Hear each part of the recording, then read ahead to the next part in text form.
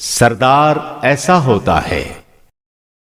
ایک مرتبہ محلب بن ابی سفرہ کا گزر قبیلہ ہمدان کے ایک محلے سے ہوا۔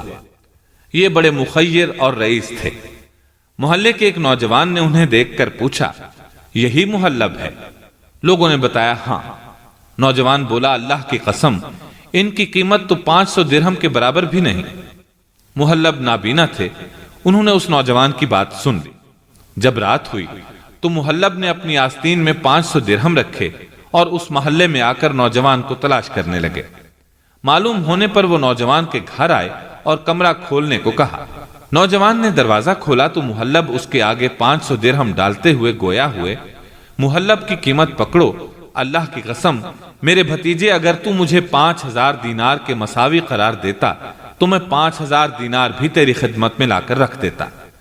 یہ گفتگو محلے کے ایک بزرگ نے سن لی اور بول اٹھا، واللہ ما اخطأ من جعلک سیدا، اللہ کی قسم، تجھے سردار بنانے والے نے خطا نہیں کی ہے۔